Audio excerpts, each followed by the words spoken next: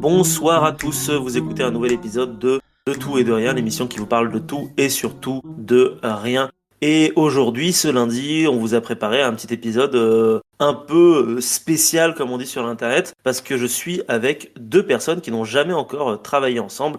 Je vais bien sûr parler de Ismène. Comment vas-tu, Ismène, aujourd'hui? Ça va, merci. Eh En ben, je forme. t'en prie. Alors, forme, eh ben, c'est parfait. Et on a avec nous aussi un revenant qui revient de temps en temps, par-ci par-là dans l'émission. Et c'est toujours un plaisir de l'accueillir sur ce plateau. Je veux bien évidemment parler de Michael. Comment vas-tu ce soir? Je vais très très bien, ça fait trop longtemps que j'avais pas fait un de tout et de rien Et et oui, vous c'est faire vrai. le retour des passions Mika, ça me Yes! fait bien plaisir. C'est trop bien. Ça nous fait plaisir à nous aussi. La dernière fois qu'on t'a vu, c'était pour parler de bière et c'était il y a environ un an, je crois. C'est Et ça. il me semble que tu nous J'en bois reviens ce une d'ailleurs soir. actuellement, T'en il bois faut une. savoir. Ah, mais il faut toujours boire un peu de bière. Moi, je bois de l'eau, mais la bière, c'est mieux aussi, quand même. Enfin, les deux sont bien. Enfin, bref, je m'égare. Je voulais surtout vous dire, chers auditeurs, que Mika a un lourd secret à nous faire partager ce soir, mais on le garde pour la fin. Petit teasing. En attendant, on va parler de bibliothèque à nouveau avec Ismène. Et Ismène, je te laisse donc la parole. À toi de jouer. Bien. Lors de ma dernière présentation, j'avais parlé des bibliothèques dans le passé. Et ben maintenant, assez logiquement, je vais parler des bibliothèques dans le futur parce Ok. que il y a beaucoup d'innovations dans le sens. Jadis, les bibliothèques étaient plutôt monumentales parce qu'il fallait stocker des archives, mais depuis quelque temps, l'humanité produit de plus en plus d'archives.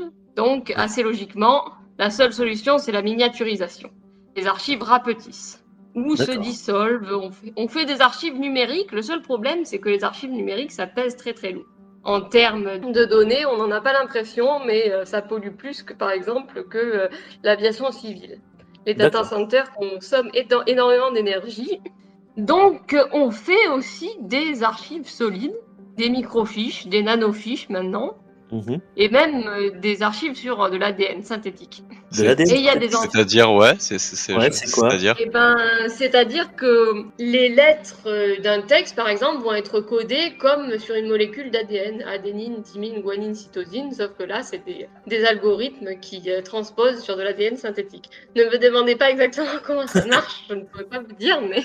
Ok. Ça Et reprend le voilà, par principe de exemple, l'ADN, quoi, en fait. voilà, c'est ça. Ok. Depuis Je voudrais dire. novembre 2021, Ah, il y a la Déclaration des droits de l'homme et du citoyen et la Déclaration des droits de la femme et de la citoyenne qui sont aux archives Ouais. nationales sur de l'ADN synthétique, donc dans deux petites gélules qui ressemblent à des cachettes Doliprane, sauf que ce Wow. sont des textes intégraux. impressionnant. D'accord. C'est ouf. Voilà, mais ce n'est qu'une introduction parce que depuis qu'on fait ces archives toutes petites, il y a des entreprises qui ont eu l'idée, géniale ou saugrenue, hein, tout dépend du point de vue duquel on se place, de les éparpiller un petit peu partout, sur D'accord. Terre et dans l'espace. Alors en 2016 a été fondée la Arch Mission Foundation par Nova Spivak et Nick Slavin, qui Ouais. créent des bibliothèques miniatures et les envoient un peu partout sur Terre et dans l'espace, comme je viens de le dire. Par exemple, en février 2018, ils ont créé l'intégrale de la saga Fondation d'Isaac Asimov sur 5 Ouais. mini-disques durs et ils l'ont envoyé avec la Tesla Il l'a envoyé dans la envoyée Tesla? voilà, dans C'est dans vrai. la La Tesla Tesla, la là, voiture qui est autour de la planète, là, c'est ça? qui est autour du Soleil. Et ils appellent ça la librairie solaire. Bon, sauf que c'est D'accord. pas une librairie, ce sont des mini-disques qui ont été rangés dans la boîte à gants. Ok. Bah, après, le nom est classe, hein, j'avoue, librairie solaire. Voilà. Après, je sais pas si tu vois, je pense que les gens ils adorent se faire le petit parallèle lecture et farniente au soleil, tu vois. Je pense que là c'est peut-être un petit peu trop pris au pied de la lettre, mais Ils ont poussé le truc à l'extrême. c'est ça. C'est clair. Mais cette fois-ci, je vais vous parler d'un échec, puisque cet échec de cette fondation a fait beaucoup parler de lui. C'était en avril 2019. Il a été envoyé une bibliothèque sur la Lune, sur la sonde israélienne Bereshit, sauf que cette bibliothèque Ouais. s'est perdue. D'accord. Bon, Dans en fait, l'espace. la sonde s'est crashée quelque part dans la mer de la Sérénité, qui est Ouais. une mer au nord de la Lune, et on n'en a plus de nouvelles. Cette bibliothèque consistait en 30 millions de pages gravées sur des nanofiches réparties sur 25 disques de nickel. Ouais. Il y avait 25 millions de pages du Wikipédia anglais, des classiques de la littérature, des récits historiques, des tutos linguistiques et tours oui. de magie, des échantillons ADN de divers produits terrestres et aussi Ouais. des membres de la boîte qui avaient profité et des tardigrades. Alors les tardigrades, pour ceux qui ne le savent pas, ce sont des petites créatures qui font 1 mm de long à peu près. On les appelle aussi les oursons d'eau parce que ça ressemble à un mélange d'ours et de chenilles quand c'est vu de près au microscope. Et ils ont la particularité d'être très résistants à tous les milieux. Ils arrivent à survivre dans l'espace, par exemple. Ils sont assez mignons en fait. Je suis en train de regarder sur Ah oui, Google. oui. Oui, alors bien Bah, sûr tout est justement. relatif. Si tu regardes un peu la bouche, je sais pas trop, tu vois, ça ressemble plus à une espèce de gros verre de dune là, ou je sais Ouais, pas, c'est un mais peu des vers des sables, ouais. ouais voilà. Mais Et ils ont sinon un ouais, petit côté, c'est le vrai que petit c'est bidou et tout, et c'est un petit côté un oui, peu petit choupi, oui quoi. c'est vrai, ils ont l'air un peu dufteux. Ça pourrait être pire, on va dire. Et bon, cette bibliothèque perdue dans l'espace avec ses petits tardigrades a Ouais. fait beaucoup parler d'elle, notamment parce que bon, beaucoup d'internautes ont dit comme vous, oh c'est trop mignon, il y a des tardigrades sur la Lune maintenant, quand la nouvelle s'est répandue sur le net. Des scientifiques ont dit que non, c'était pas mignon mais complètement débile parce que les tardigrades risquaient de polluer la Lune. Ah bon? Ah oui, on n'est pas censé en fait envoyer des matériaux vivants, tout comme des échantillons d'ADN sur la Lune ou tout autre corps céleste comme ça, parce que justement, En fait, s'il y avait eu de la vie sur la Lune, ou tout simplement, en fait, ça foire le fait qu'un jour on trouve de la vie sur la Lune, parce que ce sera peut-être juste nous qui l'avons envoyé, quoi. On tout à fausse les fait, c'est résultats. tout à fait ça. C'est pour ça aussi qu'il y a certains scientifiques qui pensent qu'on devrait garder Mars vierge de présence humaine le plus longtemps possible, parce qu'il D'accord. y a de fortes chances pour que les bactéries martiennes et terrestres se ressemblent trop en fait, et qu'on ne sache plus Ah. distinguer les unes des autres. Ah, je savais pas ça, tu vois. D'accord. Comme elles sont cousines en fait. Oui, ça se tient, ouais. Voilà, et puis des bibliothécaires ont dit que c'était nul d'avoir pris Wikipédia comme source d'information, parce que ce n'était pas fiable Ouais. du tout. Bon, de toute façon, Oui. d'une, on ne sait pas si cette bibliothèque a survécu ou non, ou si elle est en un seul morceau ou en 1000 morceaux, et de deux, il faudrait que quelqu'un la trouve et un microscope pour la consulter, parce que oui, tout est sur nanofiche, donc ce n'est Ouais. consultable que par microscope. Oui, Ça donc en fait fait, beaucoup de hasards improbables quand même. c'est la bibliothèque perdue de la Lune, quoi. En fait, on la retrouvera jamais et on Voilà, sait c'est pas où elle ça. est, quoi. D'accord. Enfin, on sait vaguement où elle est parce qu'on a vu le point d'impact de la sonde, mais en fait, elle pourrait être éparpillée dans la poussière, c'est difficile. Ouais. Et puis Ce maintenant, serait les petits difficile de la trouver. tardigrades ont dû partir aussi. Non, ils étaient lyophilisés, donc ils n'ont pas pu aller Ah bien loin. non? Ah, bon, bah tant pis. De toute façon, il y a bien d'autres choses sur la Lune, là je l'ai appris en faisant cette chronique, parce que, bon, suite au crash de Bereshit, donc les responsables de l'agence ont dit que c'était pas grave que cette sonde se soit crashée, puisque soit la Ouais. bibliothèque était intacte et il y avait bien une bibliothèque sur la Lune, soit elle n'était pas intacte et il y avait des ruines de bibliothèques sur la Lune.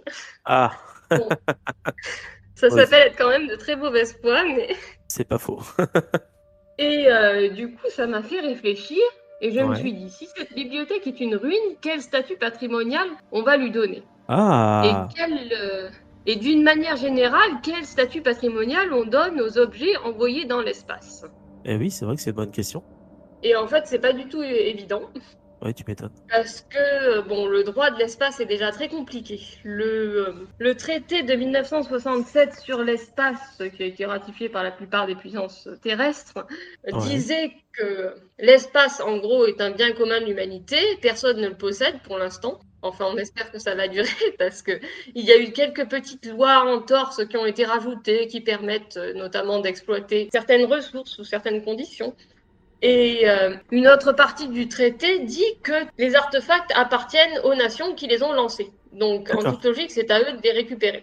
Et ça, c'est problématique aussi parce que bon, tout le monde ne peut pas récupérer ou surveiller ces objets de la même manière selon Oui, les bien sûr. endroits où ils se trouvent, et surtout sur un territoire qui est censé appartenir à tout le monde. Donc, il y a divers organismes qui se mettent en place pour réfléchir à ces questions. Par exemple, à propos de tout ce qui se trouve sur la Lune, il y a une ONG qui a été créée en 2017, For All Moonkind, avait noté le subtil jeu de mots, N'est-ce qui pas? s'occupe du patrimoine sur la Lune et qui a décidé donc de donner un statut patrimonial inviolable à un certain nombre de sites et de marques Ouais. humaines sur la Lune, comme les premiers pas des astronautes qui s'y sont posés pour la première fois. En fait, on parle de pollution par tardigrade, mais depuis entre 1969 et 1972, on a laissé beaucoup d'artefacts différents sur la Lune. Je vais vous en citer Ouais. quelques-uns. Ok. Une plume de faucon, Une plume de 12 paires faucon. de bottes. Bah, ce sont les astronautes qui ont laissé un peu de tout et n'importe quoi, hein. 2 balles de golf, Ouais. une Bible, Une Bible, oui, logique, ouais. des photos de famille aussi, mais bon, Ok. qui maintenant, à cause des radiations, doivent être complètement effacées. Ouais. Bien sûr, il y a une cinquantaine de restes de véhicules spatiaux de toutes sortes. Une petite œuvre d'art, une petite statue intitulée Fallen Astronaut, qui a été créée par une artiste belge et qui en fait rend hommage aux astronautes morts pendant la conquête spatiale dans les années Ok. 60. Et 96 sacs remplis de déchets et de déjections des astronautes de toutes les missions Apollo. Ils se sont débarrassés de leurs poubelles sur la Lune, en gros. Donc il y avait déjà de l'ADN en fait. Oui, en fait, il y en avait déjà finalement, avant d'y envoyer de l'ADN de bibliothèque. De l'ADN et des tardigrades. Alors comme vous voyez, ce sont des... Oui. Il y a beaucoup à dire sur les artefacts qu'on envoie non seulement dans la Lune, mais dans l'espace autour de la Terre aussi, parce que autour de la Terre, il y a environ 9600 tonnes de matériel qui tourne en orbite. En Ouais. termes de déchets, ça fait quand même pas mal de choses. Ouais. Et tous n'ont pas des statuts non plus très clairs ou ne seront pas désorbités avant un certain temps. Parce que faut savoir que les satellites se désagrègent tout seuls dans l'atmosphère au bout d'un certain temps, mais selon leur hauteur, ça peut prendre beaucoup de temps, plusieurs siècles. Et en attendant, il peut se créer une infinité de déchets. C'est l'effet Kessler, en fait, quand du matériel de vaisseaux heurte du matériel d'autres vaisseaux et crée des petits débris qui créent même d'autres petits débris, et ainsi de suite, créant des champs de débris. Ce qui est problématique à la fois pour les astronautes qui risquent de connaître le sort de George Clooney et Sandra Bullock dans Gravity, en fait. Ben oui, c'est ça. Ouais, c'est Oui, vrai. En fait, c'est de l'anticipation. Hein. Ouais, carrément. Complètement, en fait. Déjà, bon, l'ISS ne se trouve pas, par exemple, dans une zone où il y a énormément de déchets, mais Ouais. ils doivent quand même faire plusieurs manœuvres par an pour les éviter. Et sur une orbite plus haute, il est impossible de se déplacer. En fait, il y a trop de déchets. Donc, il y a des startups qui commencent à mettre en place des projets pour désorbiter les plus gros morceaux, mais là aussi, ça prend du temps. Comparé aux palanquets de satellites qui sont envoyés par des groupes privés comme SpaceX, justement. Oui, bien sûr. Ouais. Et c'est Ok. aussi problématique pour les astronomes parce que ça gâche complètement leur travail, en fait. Ils ne voient plus bien le ciel, on voit des petits traits à la place qui passent. Ouais, ça. Je me souviens, j'en avais entendu parler quand il y avait eu le lancement de SpaceX en 2020.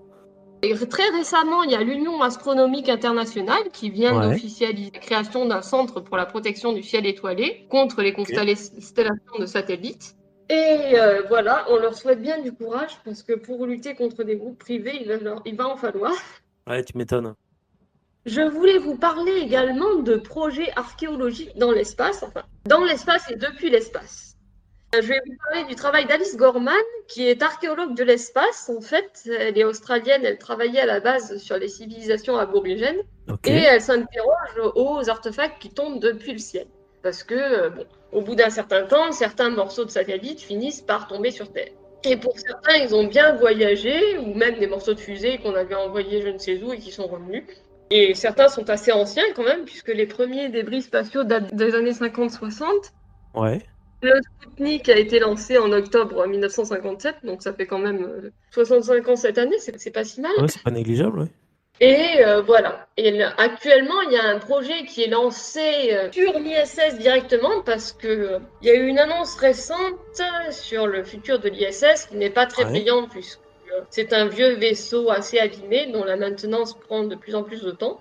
Donc il va D'accord. être désorbité en 2031. Ok, d'accord. Désorbiter, ça veut dire Voilà. démonter et ramener sur Terre. Voilà, démonté, et en fait, il finira sa course dans le Pacifique, où il Ok. rejoindra les restes de la station Mir, qui se trouve quelque part dans le Pacifique, dans un endroit qui s'appelle le pôle Ouais. maritime d'inaccessibilité, c'est-à-dire en gros la Ok. zone la plus éloignée de toute Terre.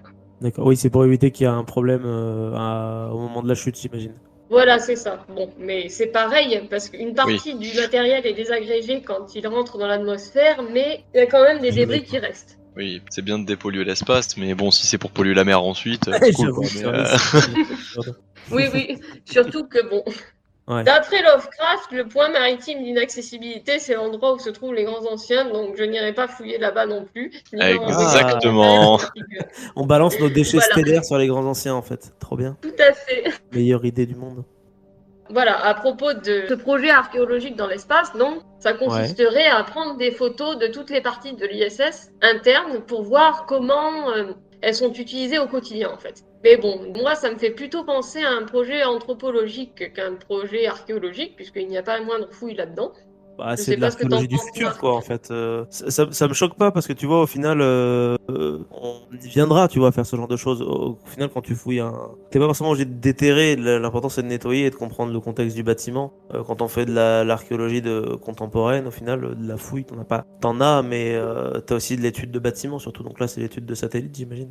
Mais c'est vrai que c'est Ben étrange comme oui, métier. enfin, c'est l'étude de l'intérieur de la station, en fait, parce que, bon, Alice Gorman, cet archéologue, qui est donc à la fois à Fort Almoncaine et à une autre organisation qui s'appelle Just Space Alliance, qui essaye donc, pareil, de régler les problèmes juridiques dans l'espace. Ouais.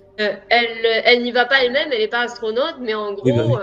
elle a envoyé tout un planning aux astronautes qui s'y trouvent actuellement pour qu'ils fassent des photos qui quadrillent les différentes parties de l'intérieur de l'ISS et qu'ils y fassent régulièrement des photos Oui, ils vont pour faire des voir relevés, comment en ça fait. se passe. Voilà, exactement, les Ouais. relevés. Et après, ils les lui transmettent. Ok. Donc bon, effectivement, comme tu dis, moi je ne suis pas spécialiste. J'ai vu plusieurs débats sur le sujet. Est-ce que c'est de l'archéologie du futur ou de l'anthropologie? Qu'est-ce qu'on va faire de toutes ces données aussi? Oui, ça après, Donc est-ce que bon. l'utilité de la chose, c'est peut-être plus pour stocker et se souvenir peut-être de comment c'était utilisé? Parce que est-ce qu'on a vraiment oublié la manière dont on se servait de nos bâtiments stellaires dans les années 50-60? Je sais pas. Enfin, je pense pas. Il y a C'est toujours, les une gens sont bonne toujours vivants, mais question c'est quand parce même, que bon, ça peut pas être de l'histoire parce que c'est pas des traces écrites, mais pour moi, l'archéologie, c'est avant tout l'étude des objets laissés par les humains avant que ce soit des principes de fouille. Et mine de rien, un satellite ou une station spatiale, c'est un objet laissé par un humain. C'est juste que là, c'est bizarre parce que c'est dans l'espace, quoi. c'est juste. Effectivement, bon, de toute façon, je sais, je suivrai ce projet parce que ça m'intéresse, hein, Ouais. pourquoi pas, voir ce qu'ils vont faire de toutes ces données, parce que c'est une première aussi, par exemple, il n'y avait pas eu de données comme ça pour Mir ou Skylab. Oui, c'est vraiment la Là, première. C'est des pionniers, voilà, quoi. justement, parce que à l'époque, les sciences sociales avaient tendance à être un petit peu méprisées. On envoyait des matheux purs et durs dans l'espace. Enfin, on n'envoie toujours que des Oui, c'est matheux ce que j'allais dire. Les sciences et des sociales sont toujours scientifiques dans méprisées. l'espace. Ça n'a pas changé. Mais bon, il y a quand même des Mm. changements. Voilà. Et sinon, le Ok. projet archéologique depuis l'espace, Ouais. là, c'est différent. Parce qu'on en parlait, on en avait parlé enfin, tu en avais parlé avec un intervenant dans une autre des émissions. Ah bon? C'est que voilà, les satellites servent aussi à faire des relevés de la Terre, notamment pour tout ce qui est étude du climat et des changements de terrain, Ah oui, vus ça doit d'en être avec haut, Jules, ça. mais voilà. Mais également, on peut s'en servir pour faire de l'archéologie. Ouais, oui, c'est vrai. Et là, Dis-moi en en plus. l'occurrence, c'est une archéologue qui s'appelle Sarah Parsac qui a créé en 2016 le projet Global Explorer, qui est en fait d'essayer de repérer des sites archéologiques depuis l'espace à partir de données de satellites. Ouais, ça c'est cool. J'en avais entendu parler, c'est Et assez génial comme principe. Et en fait, c'est une application que tout le monde peut télécharger et utiliser. Bien sûr, il faut s'inscrire, il y a quelques procédures, mais on a le droit de... bon, comme ce sont des satellites qui partagent des données avec tout le monde, bon, en plus c'est du recyclage, il y en a certains qui sont assez anciens, je crois, tout le monde peut regarder et on peut essayer de trouver ou de Ouais. signaler des événements inquiétants comme des tentatives de pillage. Si on voit un site qui est tout d'un coup constellé de petits trous, c'est mauvais signe, ça veut dire que quelqu'un est en train de creuser. J'aime beaucoup cette idée parce que je trouve que ça fait partager un peu le principe de l'archéologie à des gens depuis chez eux, quoi. Il y a un côté très, on fait participer le monde entier. Et ça, j'aime bien, je trouve. Moi aussi, c'est pour ça que j'ai trouvé ça très sympa. Et puis, j'essaye aussi, en tant que bibliothécaire, de créer des ponts entre les disciplines, puisque j'ai fait ce métier justement parce que je n'ai pas fait d'études de biologie, Ouais. mais j'ai fait des études de littérature et les sciences exactes m'intéressent toujours. Donc, j'ai envie de faire des chroniques qui font dialoguer un peu les sciences humaines et les sciences exactes. Et là, ça me Ouais. paraissait bien dans le ton. Bah, carrément, oui, tout à fait. Je me réjouis qu'on essaye de faire des expériences un peu anthropologiques et historiques sur des thèmes qui paraissent liés uniquement à la science-fiction. Oui, mais de toute façon, comme disait un célèbre chroniqueur sur cette chaîne, la science-fiction, c'est avant toute chose explorer le futur pour tenter de trouver des réponses dans notre présent, en fait, en réalité. Mais Je vous donne juste un dernier petit ouais, conseil d'une exposition à voir en ligne, en fait. C'est Mhm. une ouais. exposition qui a eu lieu en 2019 à la BNF, c'est-à-dire la Bibliothèque nationale de France, et ça s'appelle Le Monde en sphère.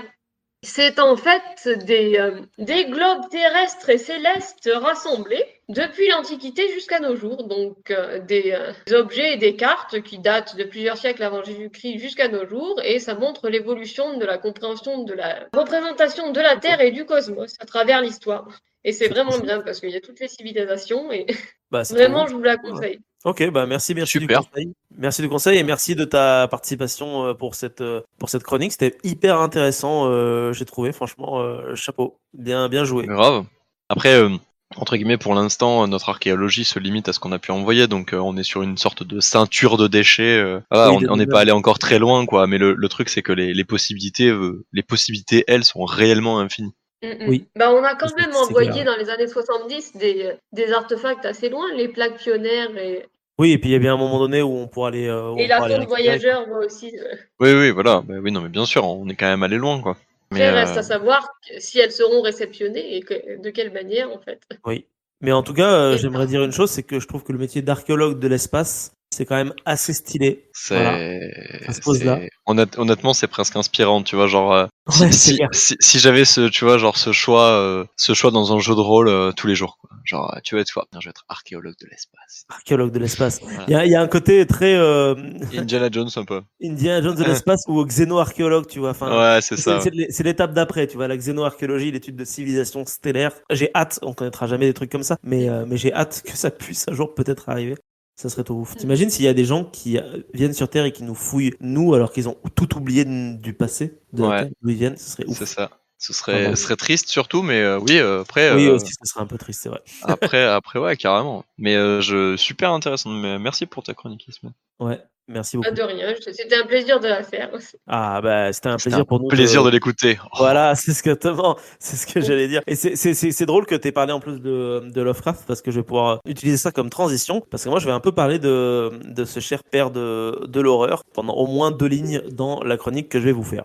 Alors la vraie question c'est qu'est-ce que je vais vous faire comme chronique aujourd'hui? Eh bien c'est très simple, on va repartir à nouveau dans les chroniques du folklore. Parce que oui, quand j'ai pas le temps de bosser une chronique, qu'est-ce que je fais? Bah je prends une créature et je vous en parle. Et ce qui est chouette, c'est que le monde entier, les cultures, regorgent toutes de créatures plus mystérieuses les unes que les autres. Et je vous propose de découvrir aujourd'hui une créature bien particulière, notamment au travers d'un extrait son que j'ai placé sur le Discord.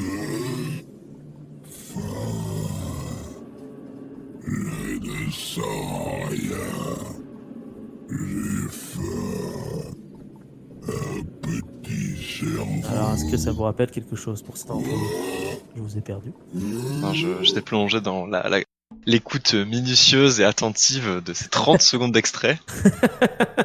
Kissman est tranquillement en train de terminer, en train de se demander what the fuck is that Qu'est-ce que shit. c'est que cette chose? Peut-être une goule ou un zombie, comme elle parle de manger le cerveau. Ah, une Donc, goule ou un zombie. Pas loin, Comme- pas loin. alors, c'est Moi, pas le moi, j'ai reconnu ce que c'était parce que j'ai beaucoup joué à ce jeu étant petit. C'est l'abomination dans World of Warcraft. Ah, J'ai même reconnu la musique enfant qui m'a rappelé beaucoup de souvenirs. Mais oui, c'est un espèce d'amalgame de chair, de recousu en fait, de goule. On n'est pas très loin de ce alors, que dit c'est Sven. tout à fait une goule en réalité parce que c'est pas l'abomination, c'est la voix de. Alors je pense que c'est peut-être le même doubleur, mais c'est effectivement la voix de la goule que j'ai trouvée sur YouTube. Si tu veux, je t'en Ah. rajoute. Alors, enfin, dans mes souvenirs, c'est plus du truc du genre. Ouais, voilà. Mais oui, c'est ça, Mais, mais apparemment, peut-être que c'est la nouvelle version, j'en sais rien.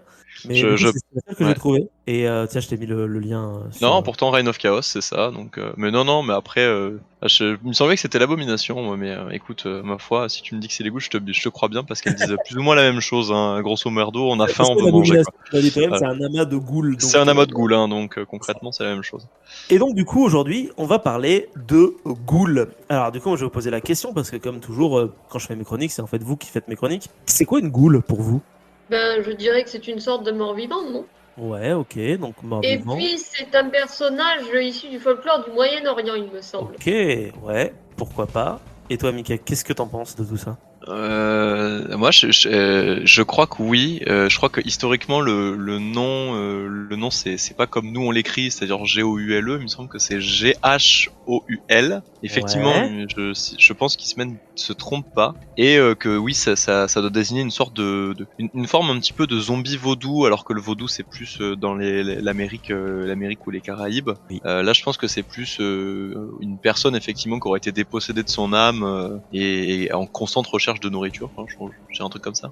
C'est un peu ça, effectivement. Parce que oui, la goule, c'est une créature légendaire que l'on trouve au sein du folklore pré-islamique. Alors vous devez sans doute vous demander ce que c'est que le folklore pré-islamique. Eh bien c'est très simple, le folklore pré-islamique, comme son nom l'indique, c'est le folklore juste avant l'islam. Donc le folklore du Moyen-Orient avant l'arrivée de l'islam en fait, tout simplement. D'ailleurs, il existe, et c'est là où ça va devenir assez intéressant et surtout assez flou, il existe en réalité beaucoup de versions de la goule, car le mythe, c'est perpétué de l'Afrique du Nord jusqu'à la Perse, voire même jusqu'à l'Inde. Donc le mythe de la goule, ça comprend vraiment tout ce qu'on pourrait aujourd'hui appeler l'Orient, tout ce qui est en lien avec ce qui a un jour possédé entre guillemets les grands califats islamiques. Donc il est possible que ce soit eux qui aient amené la goule dans ces différentes régions. Ce qui signifie que le point de départ de la goule, on la connaît en réalité pas du tout. Du coup, la question qu'on peut se poser, c'est la suivante, c'est qu'est-ce que c'est une goule réellement? Eh bien, déjà de base, dans le folklore pré-islamique, la goule, c'est une créature qui serait capable de changer de forme. Elle peut se cacher n'importe où, mais si vous avez un doute, vous pouvez regarder les pieds, car elles sont reconnaissables à leurs pieds fourchus. C'est le seul élément inchangeable de leur corps. Leurs formes de prédilection sont bien évidemment les hyènes, ou encore les femmes. Ah, Très sympa, là-dedans on part sur une bonne ambiance. oui. C'est cool. On adore ça ici. La goule affectionne bien évidemment le désert, puisque c'est une hyène, les endroits où il y a des morts, comme par exemple des maisons abandonnées où des gens sont morts, ou des charniers. Mais ce qu'elle préfère le plus, ce sont les cimetières, car c'est là qu'elle va y trouver sa source de nourriture préférée, des cadavres.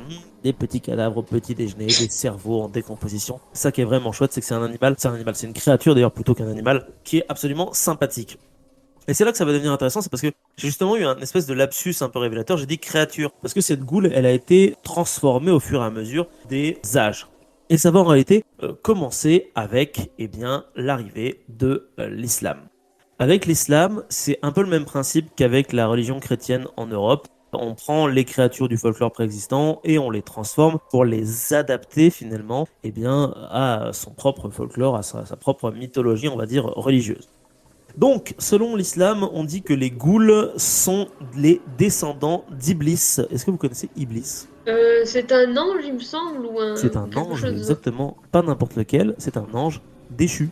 C'est Satan en fait. un peu comme Satan. Ouais, non, mais c'est le même, honnêtement, à chaque fois. En fait, Shaitan, c'est Satan, et Iblis, c'est plus ou moins Lucifer, quoi, si on voulait faire des équivalents très très simplistes. Et en fait, ce seraient donc des créatures noires, poilues, avec des cornes et des griffes acérées. Donc, véritablement, des démons, en fait, tout simplement.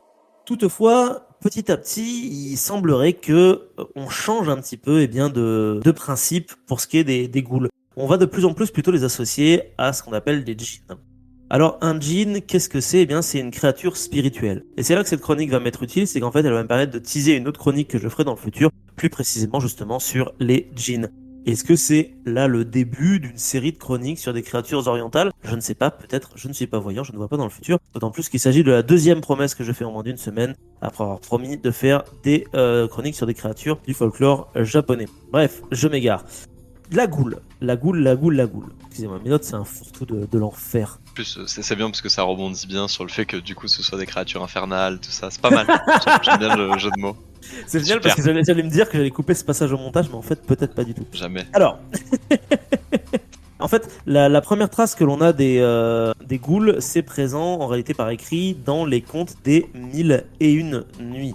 Alors, ce qu'il faut savoir, c'est que c'est Antoine Galland qui, en 1704, traduit en français les 1001 nuits, permettant ainsi la popularisation de la goule à travers l'Occident. La goule va petit à petit devenir un symbole de l'horreur dans la culture populaire. Dans les contes des 1001 nuits, alors je vous dis très rapidement comment on le trouve. En gros, c'est dans l'histoire de Jirib, qui est un prince rebelle qui combat une famille de ghouls qu'il parvient à vaincre en les réduisant en esclavage et en les convertissant à l'islam. Alors, je pas non plus lu le conte de mon côté, mais je trouve ça intéressant quand même d'avoir cette petite trace parce que ça montre aussi que finalement on prend encore une fois une créature d'un folklore et il est combattu finalement par la nouvelle religion qui arrive, converti et réduit en esclavage. Je trouve que les mots sont assez intéressants. Et donc du coup revenons à notre Antoine Galland. Comme je vous le disais, c'est lui qui en 1704 traduit en français Les Mille et une Nuits. Certes, c'est la deuxième fois que je le dis. En fait, la créature est popularisée dans l'Europe occidentale au travers des œuvres de grands écrivains tels que Edgar Allan Poe, chez qui finalement on retrouve la capacité de la goule à se transformer en femme dans plusieurs de ses romans. C'est également le cas du romancier Paul Féval, qui en fait quant à lui la femelle du vampire dans son livre La Vampire en 1856. En fait, ce qui est intéressant, c'est que quand la goule va arriver dans le folklore populaire européen, il va s'opérer une sorte de fusion un petit peu étrange entre la goule, mort-vivant, bien évidemment, enfin associée en tout cas au principe de mort-vivant, et collée finalement à ce qu'est le vampire.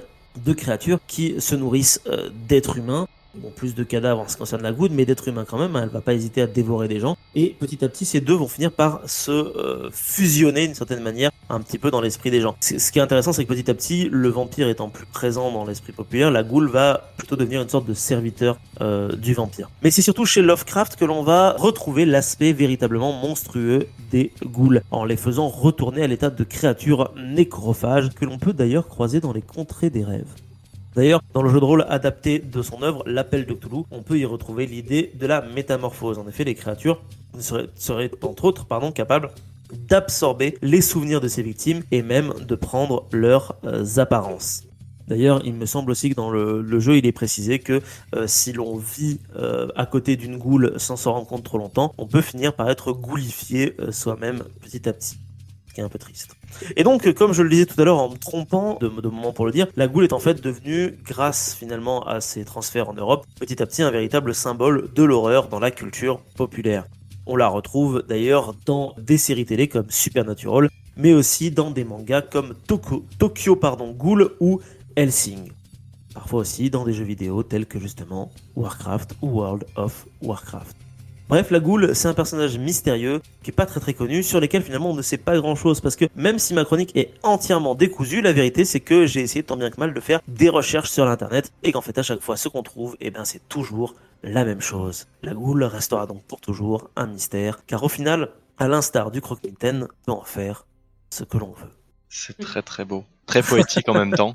Surtout quand on parle de quelque chose d'absolument décharné et très mystérieux. C'est fou que tu parles de mystère quand même. Et c'est dingue. C'est dingue. Parce que t'as un grand secret à nous donner, non, je crois.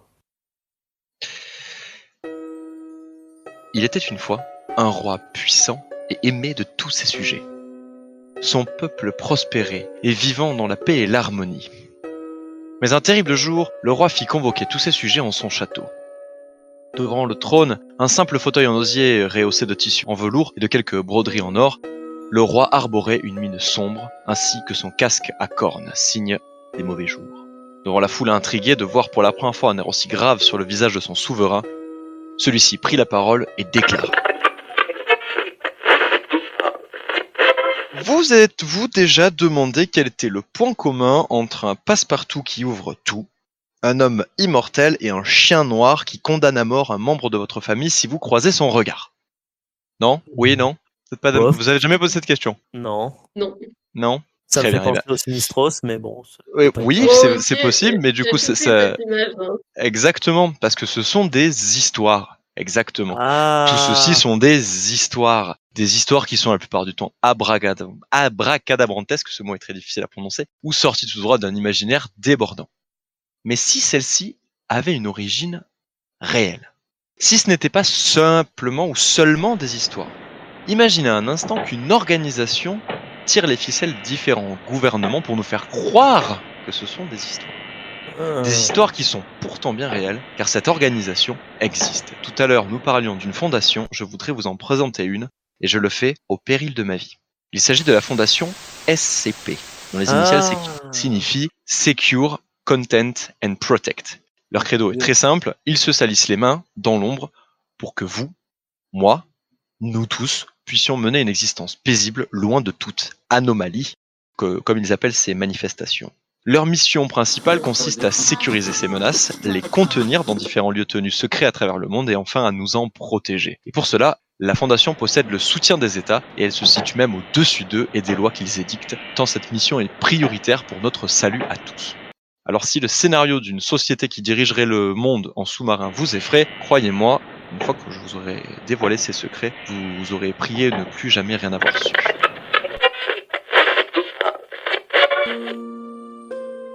À ces déclarations, la foule resta stupéfaite. Un long silence, froid comme l'hiver, s'installa. Ce moment suspendu dans le temps et l'incrédulité sembla durer une éternité. Un paysan, le plus brave de tous, Fernand, osa briser ce silence. La Fondation existe depuis... C'est confidentiel. au moins. Elle œuvre dans l'ombre pour protéger l'humanité des anomalies, et ces anomalies sont une menace significative pour la sécurité du monde, tant sur le plan physique, mais également sur le plan psychologique. Elle doit donc recourir à diverses méthodes pour cacher, contenir, délocaliser ou même démanteler et détruire ces anomalies, certaines étant trop dangereuses pour partager le monde avec l'humanité. Pour simplifier la compréhension de ces entités, la Fondation a mis au point un double classement. L'un permet de classer la facilité à contenir l'entité, et l'autre les classe par dangerosité. Le classement sur la dangerosité, c'est le plus simple des deux. C'est un système de couleurs qui va simplement du blanc, qui désigne l'entité comme étant inoffensive, voire même quasiment bénéfique, au noir. Vous l'aurez compris, c'est totalement l'inverse. Le potentiel de destruction est totalement massif. Voire quasiment extraplanétaire. Le système de confinement, quant à lui, est classé sous une toute autre typologie. Nous avons donc, par ordre de croissance, on va dire de facilité de confinement, il y a donc le classement sûr. On appelle chaque entité par un numéro et précédé de la mention SCP, nom de la fondation. Donc lorsque le SCP est sûr, il est donc suffisamment bien compris pour être confiné de manière fiable. Lorsque le SCP est Euclide, le SCP n'est pas suffisamment bien compris pour être confiné de manière fiable, voire il peut posséder un comportement imprédictible. Lorsque le SCP est de classe Keter, Le confinement de ce SCP ne peut être que partiel ou alors requiert des procédures particulièrement difficiles à mettre en œuvre. Le classement Thomiel, par exemple, est un peu particulier puisque le SCP permet tout simplement de confiner d'autres SCP ou possède un autre usage bénéfique pour la Fondation. C'est-à-dire qu'il peut annuler les effets de confinement pour notre SCP. La classification expliquée, comme son nom l'indique, les propriétés du SCP sont finalement assez normales. en tout cas aux lois naturelles, et donc ce dernier Il n'a plus besoin d'être confiné. Et enfin, la dernière dénomination, Et celle qui est la plus étonnante et surtout la plus dérangeante, c'est neutralisé, ce qui veut dire que le SCP a été détruit ou a tout simplement perdu ses propriétés anormales. Donc, pour donner un petit exemple, je peux vous parler, sans prendre de grands risques, du SCP-005. Le fameux passe-partout dont je vous disais, c'est un passe-partout qui est capable d'absolument tout ouvrir. Il est donc classé de couleur blanche, puisqu'il a des propriétés bénéfiques et est absolument inoffensif. Et enfin, il est également noté de classe sûre, puisque on sait ce qu'il fait et on a bien cerné quelle était sa propriété. Mais il y a des entités, entité ou des SCP qui sont beaucoup plus dangereux, comme par exemple le SCP-087. Le peuple était alors inquiet dans la grande salle du trône. Et ceux-ci commencèrent à se mettre en mouvement. La foule s'agita. Le roi demanda alors le silence, mais fut incapable de contenir la pression populaire. Fernand, excédé par l'annonce, sortit sa faucille et hurla. le SCP-087 se trouve sur le campus de... Supprimé. La porte menant Menant à SCP-087 est construite en acier renforcé avec un mécanisme de verrouillage électrique. Elle a été déguisée pour ressembler à un placard de conciergerie qui ressemble au reste du bâtiment. Le mécanisme de verrouillage se débloque uniquement quand Volt sont appliqués. pendant une rotation anti-horaire de la clé. L'intérieur de la porte est bordé de 6 cm de mousse industrielle. À cause des résultats de l'exploration. l'exploration finale, aucun membre du personnel personnel n'est autorisé à accéder à SCP-087. SCP-087 est un grand escalier avec des plateformes. Les escaliers descendent suivant un angle de 38 degrés sur 13 marches avant d'arriver à une plateforme semi-circulaire d'environ 3 mètres de diamètre. La direction de descente pivote de 180 degrés à chaque plateforme. La conception de SCP-087 limite la portée visuelle des sujets à environ 1,5 mètre. Une source de lumière est nécessaire pour tous les sujets qui explorent SCP-087 car il n'y a ni appareil d'éclairage ni fenêtre. Les sources de lumière Supérieures à 75 watts sont inefficaces étant donné que SCP-087 semble absorber tout excès de lumière excédant 75 watts. Les rapports des sujets et les enregistrements audio confirment le son d'un enfant qui pleure, suppliant, situé à approximativement 200 mètres en dessous de la plateforme initiale. Cependant, tous les essais de descente de L'escalier n'ont pas réussi à approcher les sujets de la source. La profondeur calculée durant l'exploration 4, la plus longue, montre que la profondeur est très loin en dessous de ce qui est permis de la structure du bâtiment, mais aussi par les conditions géologiques. À ce jour, nous ne savons pas si SCP-087 a même une fin. Il y a donc 4 Vidéo exploration de SCP-087 enregistrées par le personnel de classe D. Chaque sujet a rencontré SCP-087-1 qui semble être un visage sans pupille, narine ni bouche. La nature de SCP-087-1 est inconnue, mais il a été déterminé qu'il n'était pas la source des pleurs. Les sujets présentent des symptômes d'intense paranoïa et de peur face à SCP-087-1, mais nous ne savons pas si lesdits sentiments sont des réactions anormales ou simplement des réactions naturelles. Sur une période de 2 semaines après l'exploration 4, plusieurs membres du personnel et plusieurs étudiants du campus Supprimé. ont rapporté entendre des bruits de frappement à un taux variable de 1 à 2 secondes par coup, venant de l'intérieur de SCP-087. La porte menant à SCP-087 a ensuite été rembourrée par 6 cm d'épaisse mousse industrielle. Plus personne n'a rapporté de bruit de frappement depuis. La faucille vila à toute vitesse à travers la salle. Les quelques témoins retinrent leur souffle devant l'horreur de la situation. La faucille prenant le roi pour cible. Mais quelqu'un s'interposa. Une jeune femme, du nom de Iliana, se jeta de tout son corps pour sauver la vie de son roi. Blessée mortellement à la carotide, celle-ci souffla dans un murmure. Pour vous présenter le dernier SCP dont je voulais vous parler, SCP-1893, eh bien, j'ai dû broder une histoire autour de celle-ci que vous avez compris, puisqu'il semblerait que ce SCP soit attiré ou surtout contenu dans un texte narratif. Je n'ai donc pas eu d'autre choix que d'inventer cette histoire pour pouvoir vous parler de SCP-1893. En fait, on a démontré que SCP-1893 était doté d'une peut-être conscience, en tout cas une forme d'intelligence, et que celui-ci pouvait se glisser dans des textes, et que c'était la seule manière de le contenir.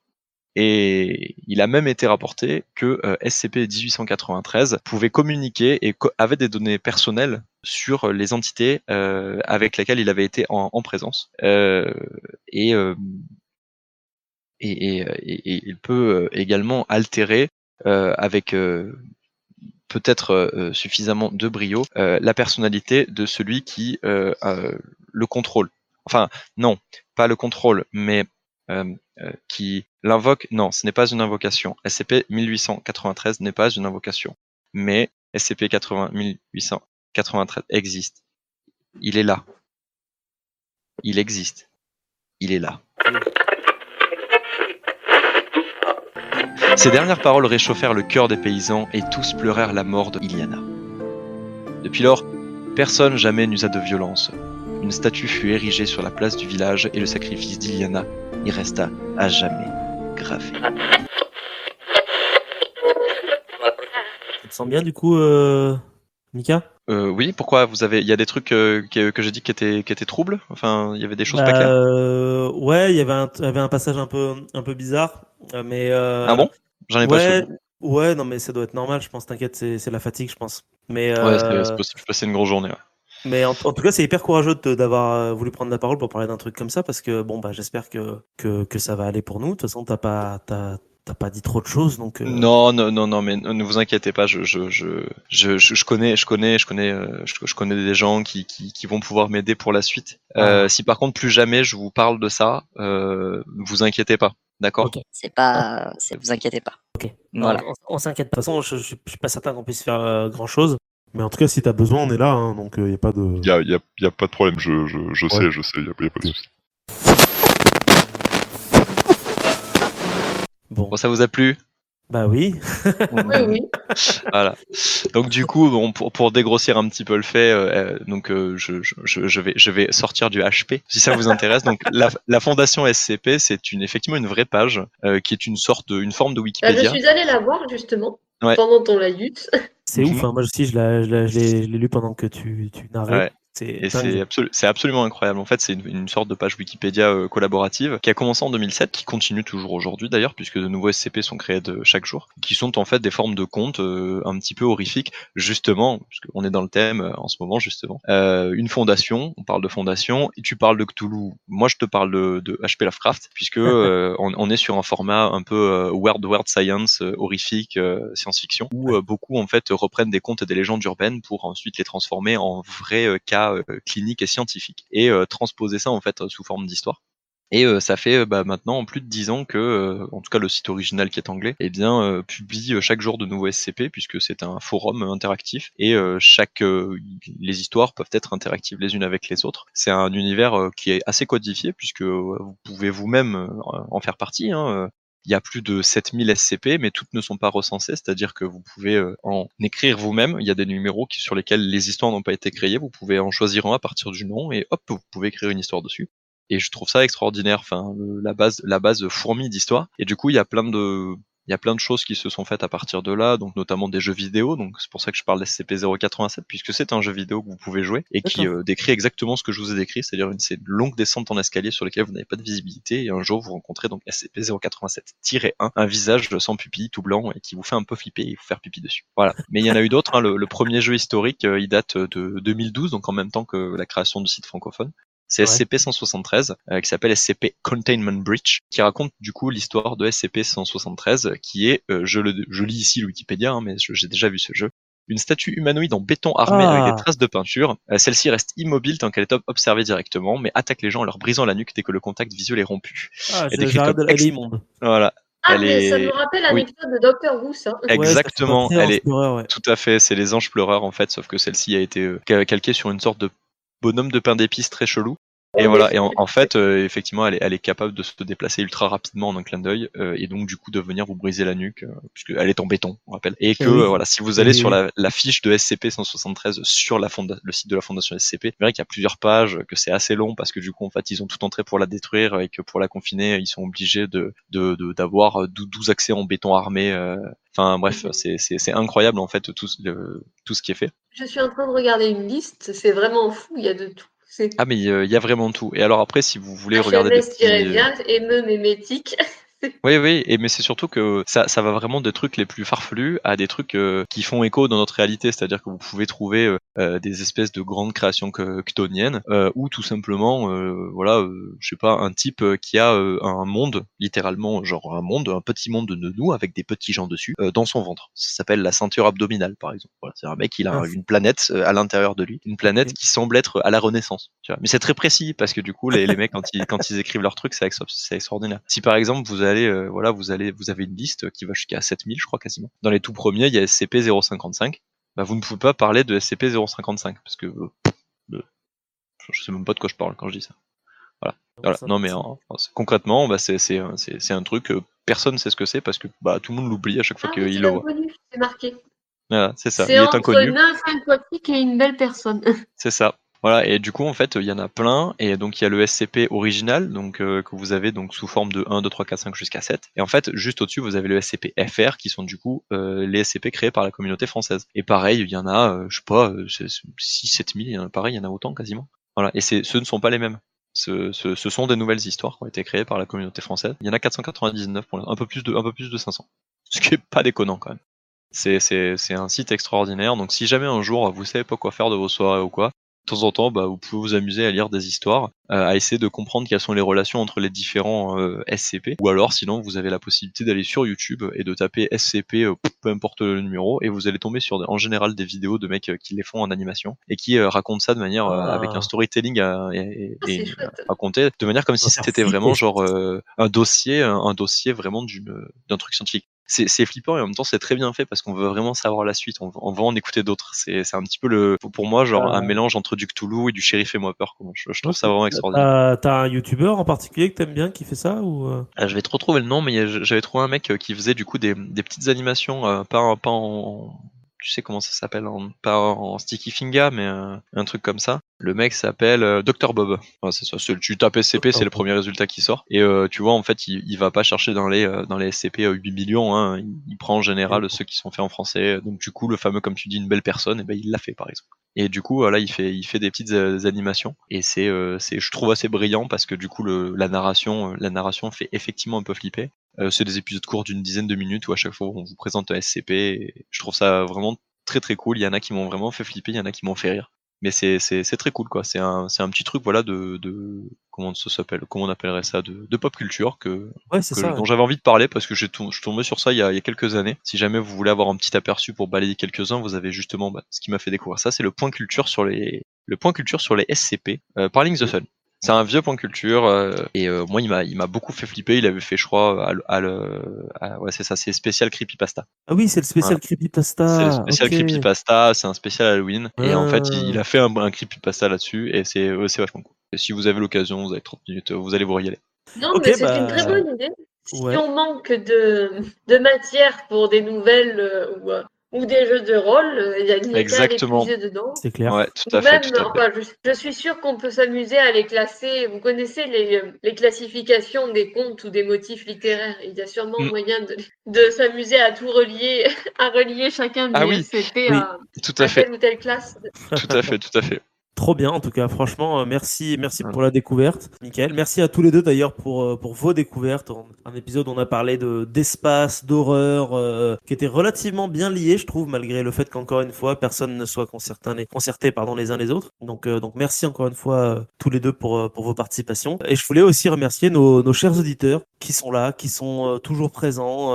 On espère que vous allez bien là où vous êtes. Et puis, si l'épisode vous a plu, n'hésitez pas à le partager, n'hésitez pas à faire ce qu'il faut faire sur l'internet comme toujours. Et puis s'il y a un SCP qui vous plaît, bah, dites en commentaire celui que vous préférez. Et puis moi je vous souhaite à tous une excellente soirée. Également, merci beaucoup, bonne soirée. Merci, bonne soirée, au revoir. Ciao.